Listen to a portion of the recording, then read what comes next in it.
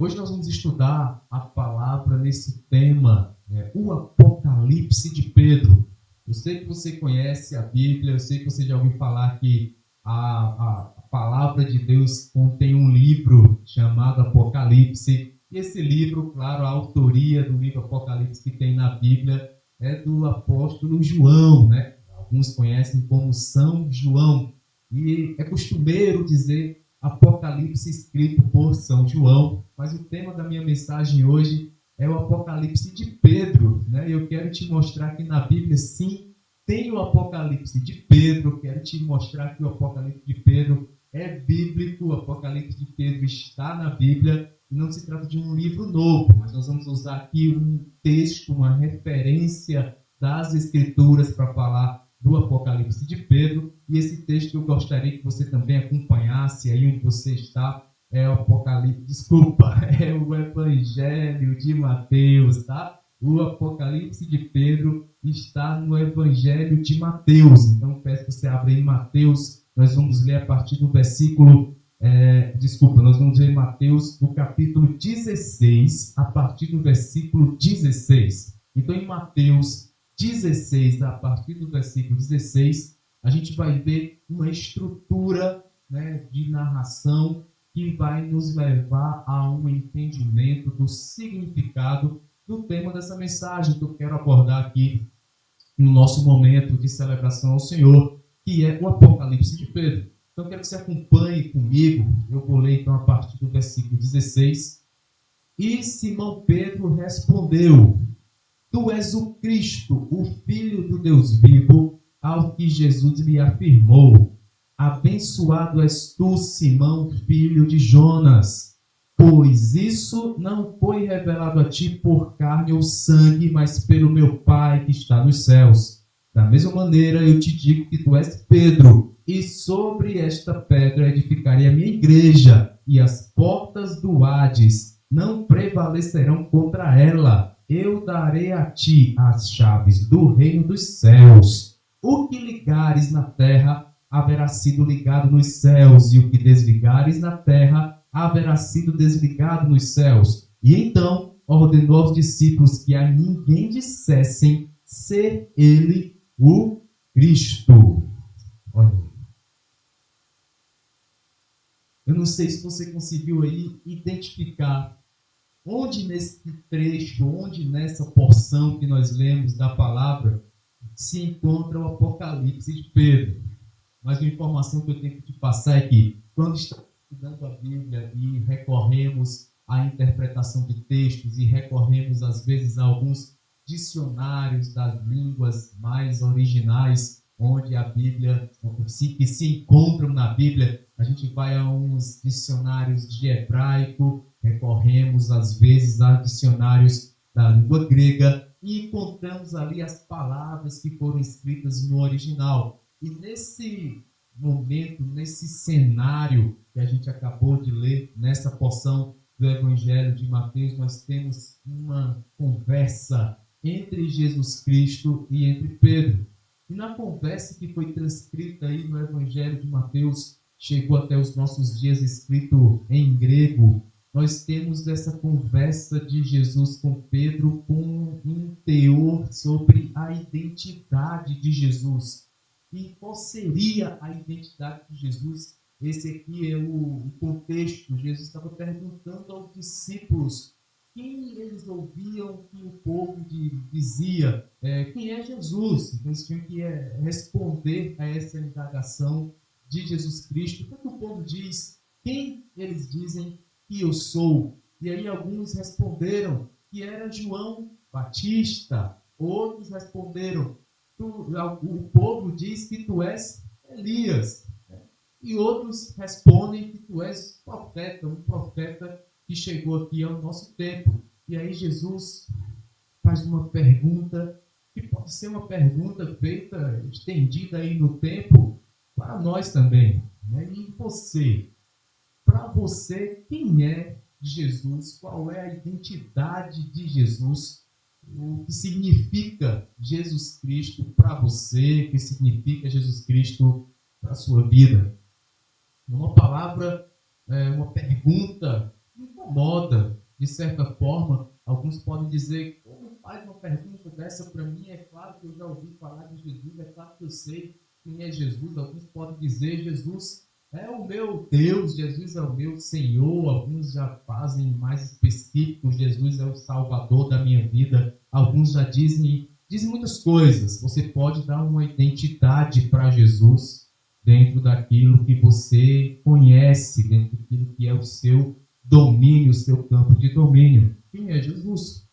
Pedro se adiantou e essa aqui começa a porção, e aqui começa a porção que nós lemos. Pedro se adiantou e disse: Tu és o Cristo, né? Tu és o Filho do Deus vivo, tu és esse Jesus, é o Jesus que nós conhecemos. Então, ali desde a região de Cesareia, eles estavam caminhando, estavam tendo essa conversa de quis saber qual era a identidade dele para os outros, e aí pintou em Pedro, dando a sua fala, dando a sua determinação, dando a sua definição de quem era Jesus. Talvez a sua definição de Jesus, a identidade que você conhece de Jesus, seja essa. Eu não vou poder dizer qual é o número do RG de Jesus, eu não posso te dizer qual é o número do CPF, talvez a gente não vai conseguir achar o cadastro social de Jesus, tá? Não vai conseguir dizer se Jesus estava no número do serviço de saúde, se ele foi vacinado. Não é esse o teor da identidade que a gente está falando aqui.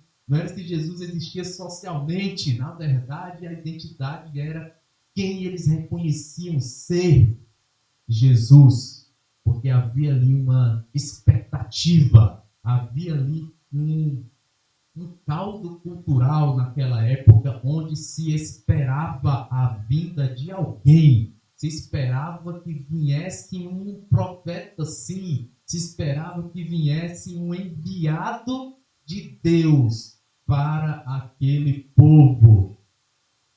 Isso era uma justificativa profética, era uma justificativa poética, e era isso que dominava a mente dos que tinham fé naquela época. Vai vir alguém, é a esperança deles, gente, olha só. Vai vir alguém enviado de Deus para o nosso socorro. Eu imagino o contexto que estamos vivendo hoje. Eu conheço pessoas que estão numa vida rodeada de medo, amedrontadas, preocupadas com tudo, com a situação financeira. São pessoas que foram demitidas dentro desse contexto que estamos vivendo hoje, dessa pandemia. Tem gente que está preocupada com o que vai colocar na mesa amanhã. Tem gente com esse tipo de preocupação. Tem gente com preocupação na sua saúde. Tem pessoas que já estão doentes e não querem piorar a sua situação de saúde e nem sequer vir, claro, a falecer. Eu conheço pessoas que têm dificuldades de recuperação na sua saúde, já adoeceram e não conseguem se recuperar.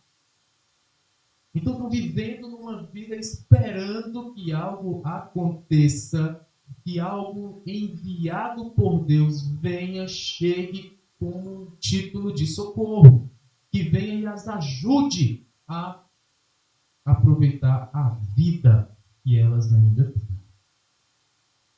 Espero eu que a sua condição seja uma condição melhor, que a sua condição seja uma condição com uma fé mais robusta, mas eu vejo pessoas hoje que até fraquejam na fé, tentam achar um fio de esperança e ainda falta. Talvez essa palavra seja direcionada para a sua vida, para que hoje você tenha um ânimo a mais na sua fé, e a esperança que você tem de que Deus envie o seu socorro, envie o seu abrigo, envie o seu consolo, a sua cura, que a sua esperança aumente e a sua fé seja consolidada, seja solidificada. Era esse contexto que rodeava essa pergunta: quem eles dizem que eu sou? Porque eu sempre tenho uma expectativa muito grande que Deus vai enviar alguém. E a resposta de Pedro foi tão forte que Jesus olhou para ele e liberou uma palavra que envolvia o termo revelação. E aí está o Apocalipse de Pedro. É quando Jesus diz: quem deu essa identidade para os teus lábios, para você repetir que eu sou o que eu sou, foi Deus. Não foi a tua própria estrutura, Pedro, ou algum ensino vindo de homem. Ou seja, não foi carne nem sangue que te entregou isso. Não foi o teu próprio suor, não foi o teu próprio esforço lendo livros, não foi a sua busca acadêmica, a sua pesquisa, não foi o seu grau de instrução. E olha que Pedro nem tinha esse grau de instrução segundo os saduceus do templo. Então, quem é que te entregou essa informação que eu sou o Cristo, que eu sou um ungido que Deus enviou? Quem te deu isso, Pedro? Aí veio o Apocalipse de Pedro. Disse: quem te deu isso foi o Pai. O Pai que te revelou. O Abba, ou Av, em hebraico. Foi o Pai quem te entregou Apocalipse, quem te entregou a revelação de que eu sou o Cristo. Apocalipse no grego é revelação. Quando a gente vai para o texto e procura nos dicionários da língua grega, a gente acha revelação no grego é Apocalipse. Então, qual é a revelação de Pedro? Ou qual é o Apocalipse de Pedro? É a identidade real de Jesus. Ele não é João Batista. Ele não é Elias. Ele é o Cristo, o Filho do Deus vivo. Ele é o enviado, ele é o ungido de Deus para suprir toda a esperança pautada em fé. Esse é o Apocalipse de Pedro. É um contexto de predição de morte, porque nesse contexto ele não estava prevendo, ele estava ali dizendo que iria passar por um momento de dor, um momento de paixão. Acabamos de celebrar a Páscoa e entendemos esse contexto muito bem.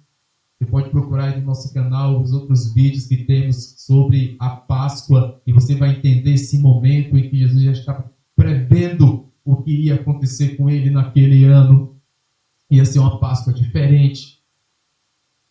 E aí vem esse contexto do Apocalipse de Pedro, e Pedro lembra disso. Foi tão marcante para Pedro, porque dali eles subiram a um alto monte e tiveram um momento de transição. Tiveram um momento maravilhoso, milagroso. Um momento onde Pedro teve uma visão compartilhada, uma visão coletiva com mais 2 apóstolos. Eles viram a transfiguração de Jesus Cristo. Pedro lembra disso, ele escreve na sua carta. 1 Pedro 1,16. Se integrou ao ensino de Pedro.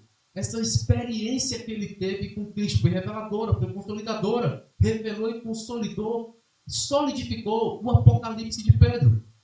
1 Pedro 1,16. Porque não seguimos fábulas engenhosamente inventadas, quando nos fizemos conhecer o poder e a vinda de nosso Senhor Jesus Cristo, pois fomos testemunhas oculares da sua majestade. Olha o versículo 17. Ele recebeu honra e glória da parte de Deus, quando da suprema glória lhe foi dirigida a voz que declarou: este é meu Filho amado, em quem me regozijo. Ora, nós mesmos ouvimos essa voz vinda dos céus, quando estávamos com ele no Monte Santo. Pedro teve o seu Apocalipse, teve a sua revelação, e ainda no Monte Santo confirmou, quando ele ouviu uma voz que veio do céu e disse: eu testemunho, eu ouvi, mas não somente ouvi, eu também sou testemunha ocular, eu vi.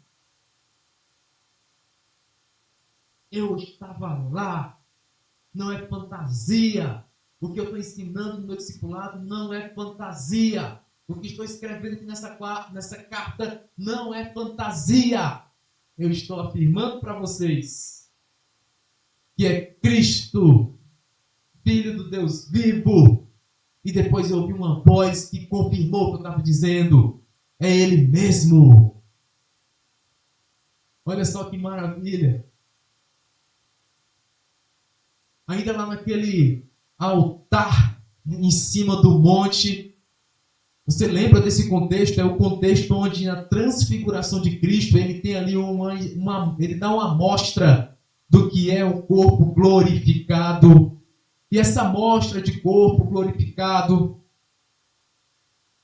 aparecem conversando com ele Moisés e Elias. É a transfiguração de Cristo. Você conhece essa história. Se você ainda não viu, aí no nosso canal também tem uma palavra sobre a Cristo e a sua transfiguração. A gente já falou sobre isso. É só você procurar aí o Cristo transfigurado e você vai entender melhor esse contexto do Monte Alto, do Monte Santo, onde apareceram ali Elias e Moisés. Esse contexto é tão forte porque foi isso que inspirou esse povo a ter uma esperança. Alguém vai ser enviado. De onde eles tiraram essa ideia de esperar que Deus enviasse alguém e que esse alguém tinha a ver com Elias? Foi da última profecia que se tinha confirmada que era vinda de Deus ainda no tempo de Neemias, que foi quando apareceu a profecia de Malaquias 4, a partir do versículo 4 e 6, lembrai-vos a lei de Moisés, meu servo, a qual lhe prescrevi em Horebe para todo Israel, a saber, estatutos e juízos. Eis que eu vos enviarei o profeta Elias, antes que venha o grande e terrível dia do Senhor. Ele converterá o coração dos pais aos filhos e o coração dos filhos a seus pais, para que eu não venha e fira a terra com maldição.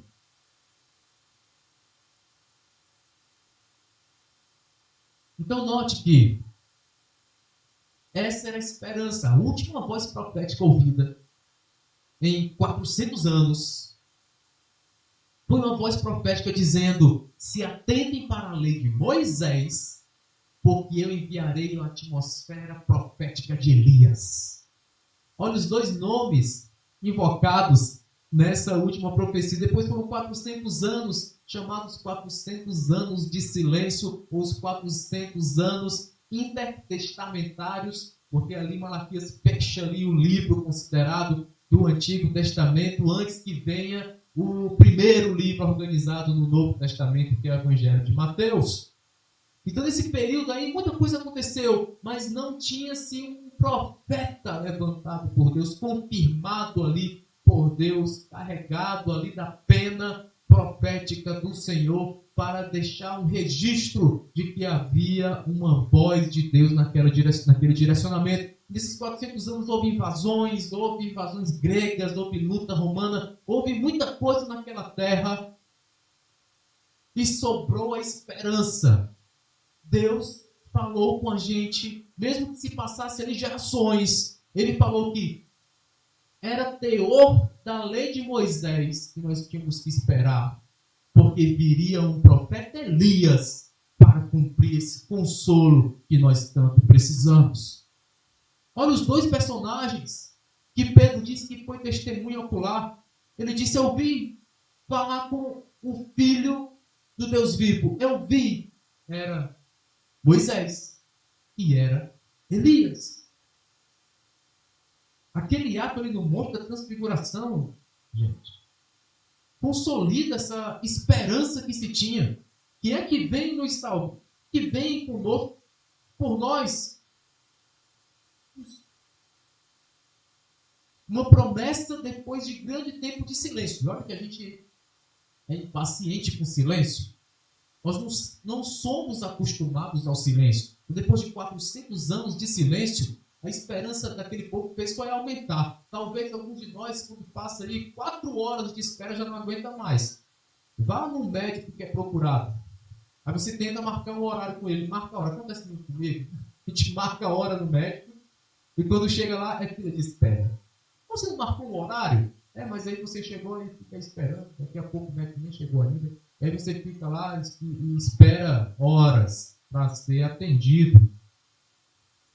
A gente é impaciente, a gente não gosta de esperar, a gente não gosta de silêncio. O silêncio às vezes atormenta, porque nós somos muito adaptados a barulho. Tem app de celular que vai te ajudar a se concentrar. Quando você baixa o app para concentração. Quando você baixa o app, sabe o que ele faz?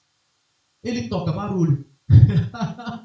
Os apps hoje, isso é pesquisa, tá? Isso é pesquisa. Os caras não lançam um app desse de celular sem pesquisar antes, para poder vender. Então, bota lá o app para ruído branco. É isso que a pesquisa diz, né? O que é chamado de ruído branco. É o barulho da cachoeira, para você relaxar. Está ouvindo um barulho para você relaxar.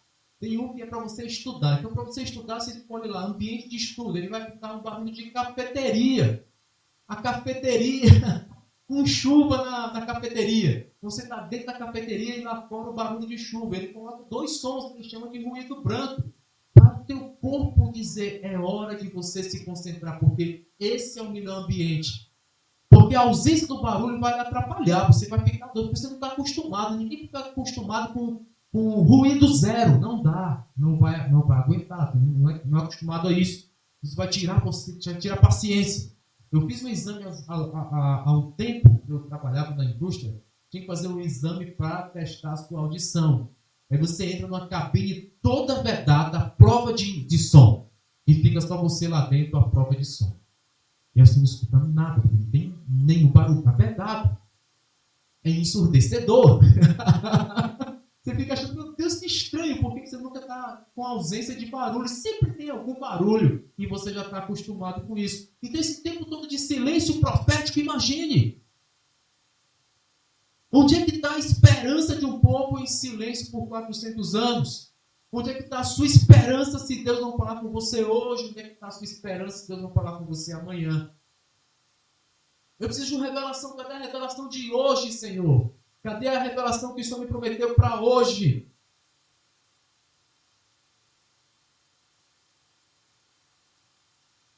Essa revelação está ao seu alcance.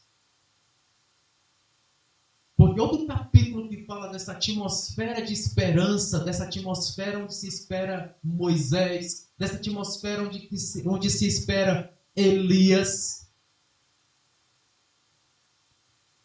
é nesse momento onde nós procuramos o Senhor. Lucas capítulo 9.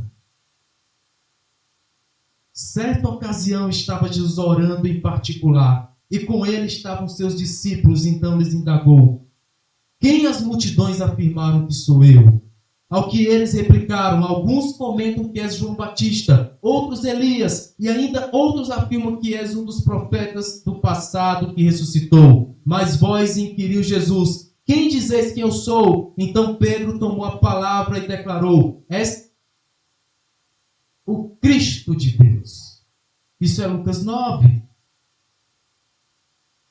Lucas é o capítulo onde mais se tem essa atmosfera de Elias. Lucas 9, 28. Passados quase 8 dias após o pronunciamento destas palavras, Jesus tomou consigo a Pedro, João e Tiago e subiu ao monte para orar. Enquanto orava, a aparência do seu rosto foi se transformando e suas roupas ficaram alvas e resplandeceram como o brilho de um relâmpago. Então surgiram 2 homens que começaram a conversar com Jesus. Eram Moisés e Elias. Jesus parece que escolheu uma sequência de eventos para falar desse contexto de esperança profética que vence a impaciência, que vence o esperar, a esperança que ressurge. E Lucas condensou isso num capítulo só. Nós vimos Jesus perguntando: quem vocês dizem que eu sou? Também tem uma mensagem no canal do Ministério Efraim, aqui de Teresina, só sobre isso. Quem vocês dizem que eu sou? E temos uma mensagem só sobre o Cristo transfigurado. Exatamente essas duas passagens que eu acabei de ler. Mas qual é a característica que liga essas duas? Qual é o evento que conecta essas duas cenas? É a oração. Eles estavam orando. E nessa oração se conecta a palavra profética acerca do tempo de esperança em Moisés e Elias.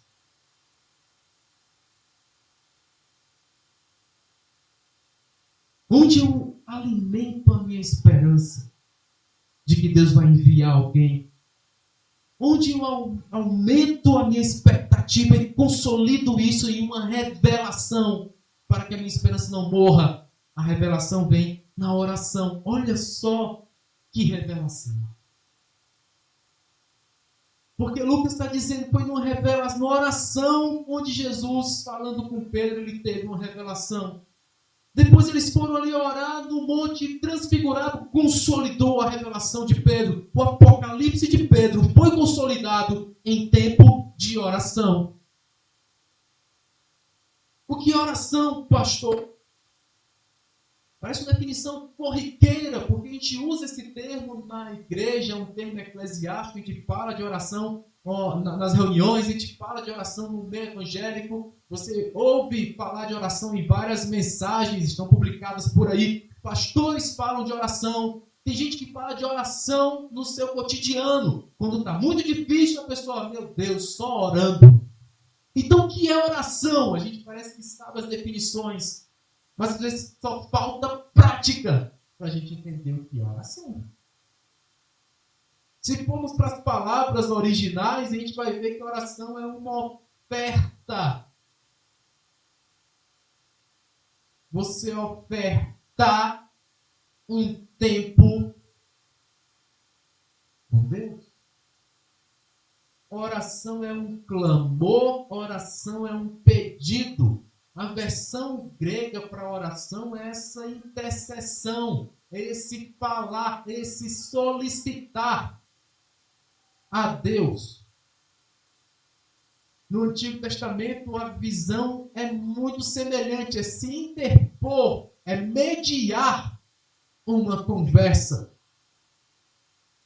sempre voltada para Deus. Então, orar, resumindo, é você ter um tempo com Deus, conversando com Ele, tendo um momento com Ele. Nem sempre o momento que se tem, você tem que ficar badalando o tempo todo.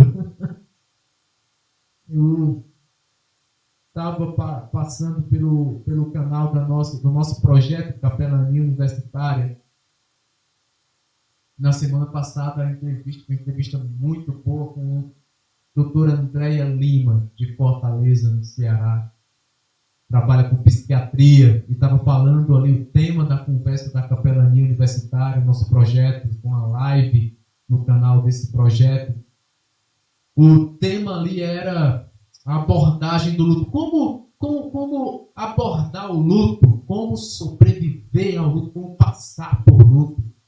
E ela deu um testemunho dela quando um familiar faleceu do seu pai. Ela disse que passou ali a noite velando o corpo. Em um determinado momento se esvaziou o ambiente. Mas 3 pessoas disseram: nós vamos ficar aqui. Nós não vamos sair, nós vamos ficar. E ela disse que alguns nem conheciam o pai dela, mas ficaram pela amizade que com ela tinham. E ela disse que passou aquele tempo e foram ali horas com eles, e eles respeitosamente presentes, estavam ali, porém ninguém falou nada. E ela compartilhou ali com a gente do projeto da Capelania Universitária, ela compartilhou dizendo que foi um momento inesquecível. Ela lembra ali deles todos, lembra do momento, foi especial para ela, embora ninguém tenha falado nada. Só presente, só estando lá, já foi o suficiente para marcar. Então você pode pensar, então eu talvez não tenha tempo para ficar orando, né? Ficar ali falando e falando e falando. Eu não sei nem o que falar com Deus. Vai para a presença dele e tenta ouvir. Pode ser que ele fale e ele fala. É um tempo que você separa, por exemplo, para estudar a palavra. E lendo as Escrituras, lendo a Bíblia, Deus fala com você. E não fala mesmo? Fala. Se você tem essa fé, você vê que a palavra de Deus é a palavra de Deus, então a palavra dele vai falar com você. A palavra dele é voz para você. Então separar um tempo para ler a palavra, separar um tempo para dialogar a palavra, separar um tempo para cantar louvores, para adorar, já vai ser um tempo em que a revelação pode vir para você. O problema é que quando se entra em um silêncio e Deus não fala mais com você, porque você não o ouve mais, pode vir um tempo de desespero. E quando você não o conhece, não tem a identidade dele, não tem um apocalipse dele, não tem uma revelação de quem é esse Deus, no tempo da sua angústia você não tem recurso, não sabe a quem recorrer, não sabe a quem vai chamar. Olha só, as minhas filhas, quando tem um problema, elas já sabem os nomes que pode chamar. Ela chama pai, ela chama mãe. Aqui em casa, você precisa ver um dia aqui em casa. É o dia todo ouvindo essas duas palavras. Pai, mãe. E agora que a minha cunhada está aqui, tia. Então elas falam pai, mãe, tia, o tempo todo. Qualquer auxílio, qualquer ajuda, sabem a quem recorrer. Porque elas reconhecem, têm a identidade memorizada. Sabem que, se pedir a mão, nós estendemos e podemos ajudar.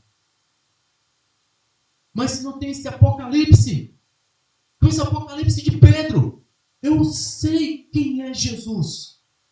No dia da minha angústia, eu posso estender a minha mão e dizer, Jesus, eu reconheço, tu és o Cristo, o enviado, o ungido, aquele que havia de vir. Na atmosfera das palavras registradas por Moisés, na atmosfera profética de Elias, que falava e se cumpria. Jesus, eu conheço. No dia da angústia não tem mais silêncio para você, porque você tem o apocalipse, tem a revelação de quem é Jesus. Quem é Jesus para você? É aquele que você pode chamar o nome e ele vem. Eu chamo o nome e ele vem. Eu posso recorrer a ele. Jesus, eu posso recorrer a ti. E o Senhor vem. Obrigado, Jesus. O Apocalipse de Pedro é a revelação de quem você pode contar no dia do afastamento profético, no dia que faltar esperança, no dia que alguém precisar de mais injeção de fé, eu sei quem eu posso contar. É isso o Apocalipse. Eu posso contar com Jesus, sim, porque eu tenho a revelação. Ele é o Cristo, Filho do Deus vivo. Essa é a revelação de Cristo para as nossas vidas. É o Apocalipse de Pedro.